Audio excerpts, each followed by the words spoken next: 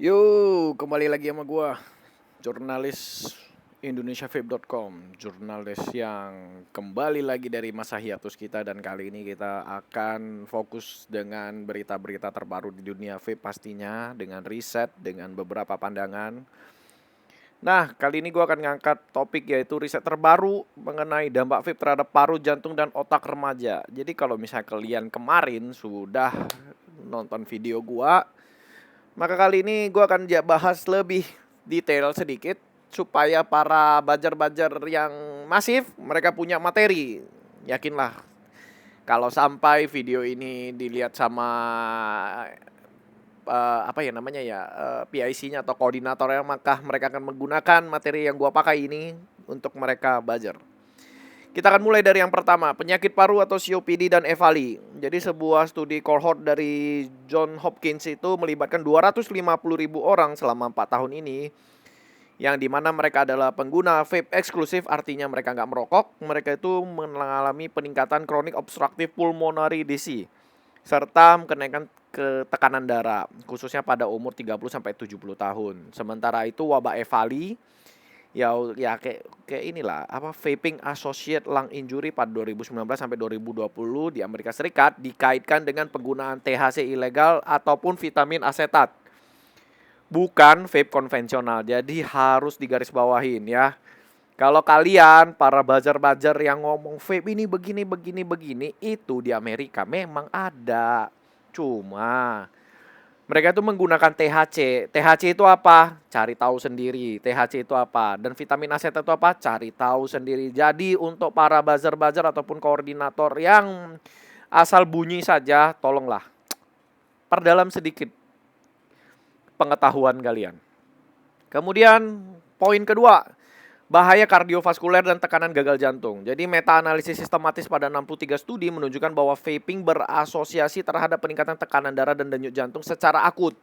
Jadi studi CLUS oleh Universitas Wisconsin Madison melaporkan bahwa orang dewasa muda yang vaping menunjukkan performa olahraga lebih buruk dan fungsi arteri sebanding dengan pengguna rokok. Jadi resiko gagal jantung juga meningkat. Studi dari American College dari Kardiologi juga menunjukkan pengguna vape lebih rentan terhadap gagal jantung dibandingkan non pemakai. Jadi ingat, garis bawahin, vape itu bukan barang sehat. Vape itu sama dengan rokok, tapi dia adalah alternatif untuk mengurangi masuknya tar ke dalam tubuh kita. Jadi pintar sedikit, oke? Kemudian dampak pada otak remaja. Penelitian pada National Liberty of Medicine, kalian boleh cek sendiri nanti, menunjukkan bahwa nikotin pada masa remaja mengganggu perkembangan korteks prefrontal, memori, fungsi eksekutif, dan memberi efek epigenetik pada generasi berikutnya. Jadi studi hewan menambahkan penggunaan vape pada remaja meningkatkan aktivitas neuron dan pengeluaran dopamin. Ya memang sih nge-vape itu kan terlalu, ya vape itu enak lah, artinya dopamin itu pasti nanti tertrigger, karena itu jadinya lebih relax. Relax itu jadinya otak tuh ya begitulah ya, menunjukkan resiko kecanduan yang tinggi. Oleh karena itu memang ini sudah diregulasi. Vape yang berasa itu memang lagi diregulasi di luar sana. Gua nggak tahu apakah di Indonesia akan dibuat apa enggak. Terakhir, dampak lainnya, belum terakhir, yang keempat, arteriosklerosis dan logam.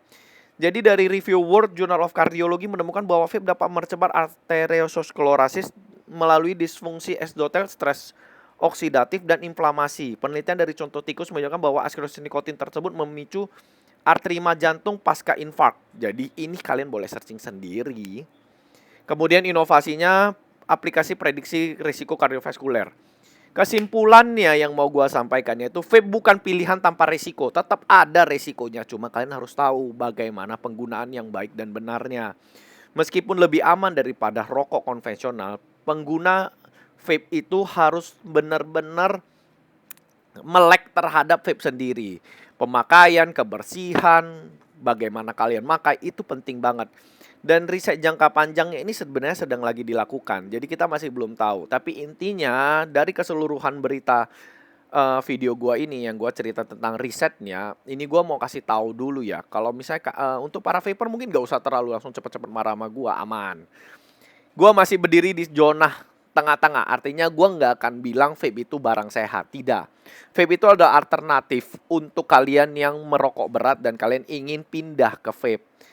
Tapi vape itu tetap ada resikonya. Jadi be smart, stay vaping, vape lah dengan cerdas. Jangan vape di samping anak-anak pastinya. Oke, itu aja dari gua.